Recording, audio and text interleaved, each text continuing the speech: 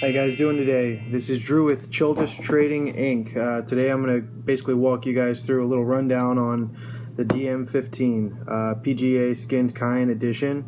Definitely one of my favorite guns, and I think that it's been slightly under-reviewed. So often what I find is that when I go on YouTube, you don't really find solid, good reviews too frequently on guns like this, you know, that might not be so popular among everyone in the industry. Let's just not beat around the bush. Dye's, kind of got a bad reputation.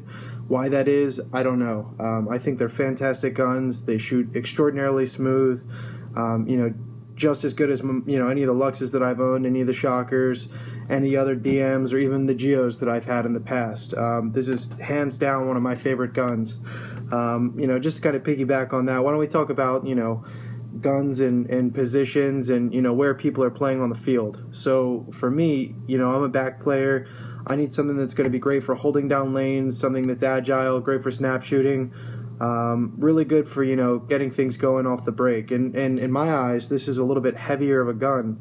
I want to say that it weighs in right around 2.2 ounces, 2.2 pounds. So not the lightest gun on the market, but definitely a competitor. And it doesn't really bother me a whole lot. And in my mind, the extra weight, is just going to actually help reduce the kick or the amount of recoil that is actually felt from the marker itself. So with it, with that being said, basically what I'm going to do is just give you guys a rundown on the inside of the marker, the bolt, and just a few quick tips on, great ways to tune this marker to really get it shooting in its best, possible manner. What I've done is, number one, pull the bolt out. I'll give you guys a quick peek at this. All the DM15s are going to come with the billy wing bolt. So one of the things that I like to do, obviously, is clean this thing on a daily basis. It's the best way to keep it shooting, top notch. Really check the O-rings. Make sure they're clean. Make sure there's no dirt on the bolt. Make sure you take off all the old lube. And check the O-rings for any nicks, scratches, or if they're overly worn, you might want to consider changing them. First and foremost, the number one thing you can do to get these things shooting, incredibly well is getting hand-fitted O-rings, especially if your gun is not broken in. So as you may know, with the billy wing bolts, they are polished bolts that are then hard anodized. So you're really gonna, not see too much of a difference until you really get this thing broken in. I'm talking probably 20-30 cases minimum to really get the bolt, broken in, as they say. Although I think it shoots great from the factory, right out of the box. So what I've done is, check the O-rings. This one's, pretty well broken in for the most part. I've actually switched from using the normal dye lube to my new favorite brand of lube, which is called Monkey Poo. Not meant to be flung or eaten, although it is banana scented. So the stuff works great. It's sort of a thinner lube.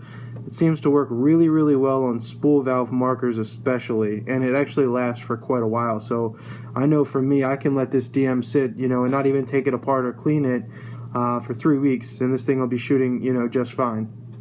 I do clean my markers pretty meticulously. I keep this thing spotless, as you can see. There's no dirt anywhere on it. Just a nice little, sheen of lube. So I'm going to go ahead and put this guy right over here out of the way. And from there, we can talk about tuning. So one of the things that I do, and I tell my friends, like, Drew, how do you get your marker to shoot, so smooth? Well, basically, a lot of research, a lot of time invested. And, I did a lot of research on the web myself. And, for me personally, I maybe found 3 or 4 reviews on how to tune these things properly. And, to me, that's a travesty, because when you tune this marker, it is hands down one of the best shooting markers out right now, or at any time period in history, bar none. So it's also fairly efficient. I don't think it's the most efficient gun on the market, but I guess if I had to take a shot at it, I would say this thing's probably getting 9 to 10 pods off of a 4,000 psi fill on an SL77. Maybe a little more, maybe 10 or 11 if I'm pushing it.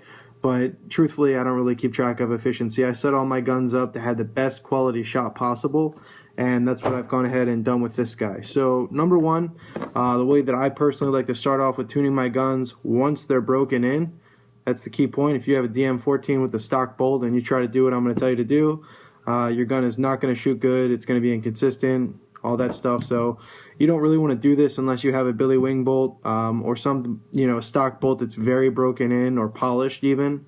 In that case, go for it. So number one, what I like to do is take the dwell, and this is a setting that I kind of float between 20 to 21 milliseconds. Okay, so people ask me, well, why do you take the dwell up from the stock setting of 18? I don't have like some scientific long, drawn out, long-winded response. It just works. Okay, so all the guys that really know how these things work and all the guys that like to tinker and tune DMs have all said the same thing. You increase your dwell from the factory setting of 18 up to 21. I left it at 20, kind of like a little happy medium for me. And basically you kind of go from there with your LPR and your HPR. From that being said, you're going to have a factory tune, or let's just say maybe you took your marker apart, you serviced the LPR, very important by the way, serviced your HPR, you're back at whatever settings it was at when you put it back together. What I do is I'll take the LPR all the way in, then until I hit resistance. I'm sure you've heard that term before. All the way in until you hit resistance. Do not go past that. You'll mess up the rubber seat that's in the LPR.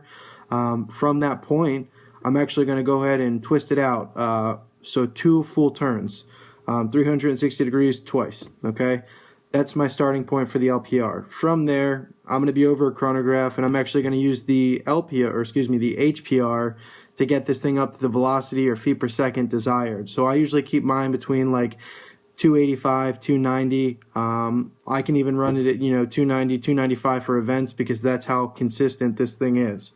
Last time I played an event, it was just very recent actually at the BPL in Tawnytown or Paintball Adventure Park, I guess it's called, PAP. And this thing was shooting with a spread of ±3 all day long. And that's not me being biased, that's just the facts. So with that being said, you want to start with your LPR 2 full turns out. Okay, so 1 and 2. All right, once you got that going, you're going to actually back your HPR out so this thing actually cycles. You want to get it over a chronograph, put a few shots through it, and from there you're actually going to just get your feet per second, where you want it, 270, 280, 290, whatever you like to shoot at, whatever your field allows, and you're going to leave it there, okay? From that point, let's just recap.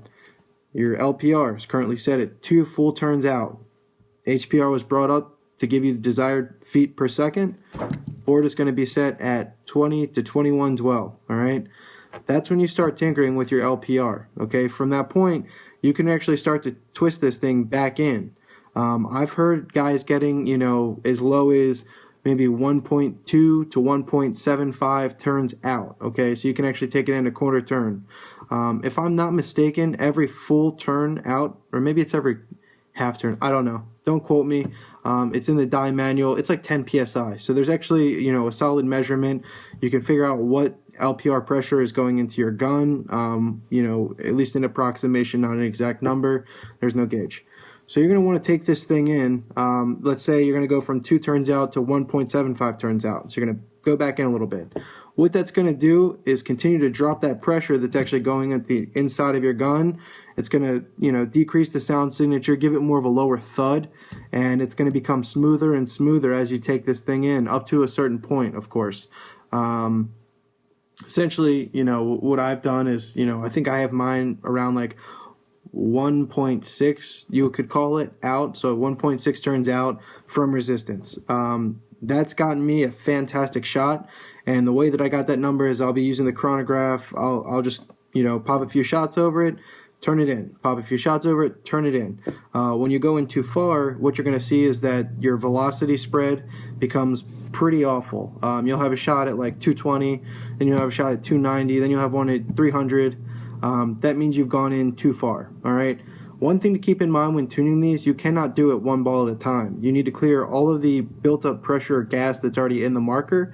So I would say with every adjustment, you need to have 5, 6, 7 shots to really clear this thing out back to what the true pressure is that you've now adjusted to in the LPR. At least that's what I found with my experience. That's what works best. And in my mind, this is the best shooting DM I've ever put my hands on. So that's pretty much it as far as tuning these things go. It's very simple, very easy. they are super easy to maintain as well.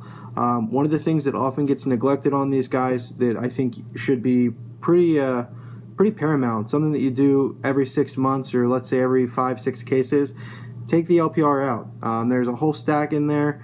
You need to check the seat, you need to check the O-rings that are in there, and make sure there's no dirt in there, because that will severely impact and inhibit the performance of this marker. Okay, so this is going to take you maybe 10 minutes to do the LPR and the HPR. It's not hard.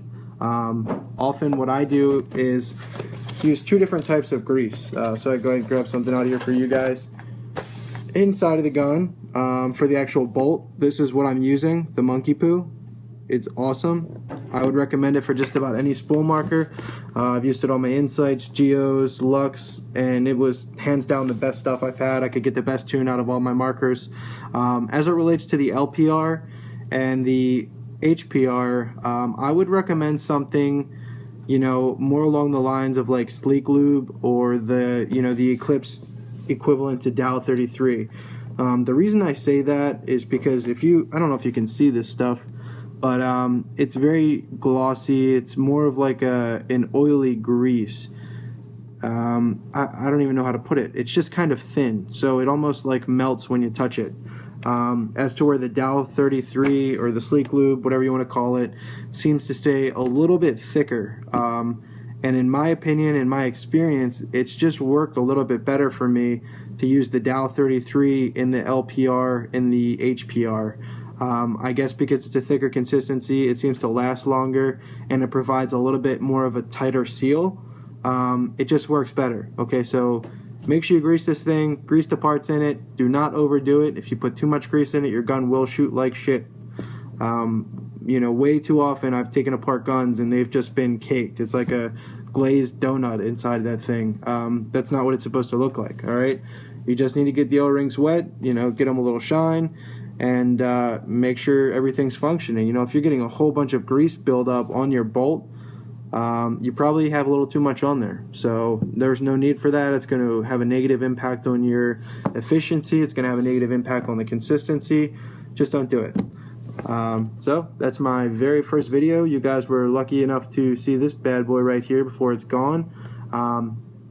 I may be selling this soon, so if you're interested in purchasing this gun, which as you can see is in very mint condition, I take well care of my stuff, shoot me a direct message, okay? I'll provide my email in the, you know, info section below, and if you guys have any questions or, you know, need anything answered, or maybe even just need some help with tuning your gun or need something repaired, shoot me a message. Thanks guys, signing off.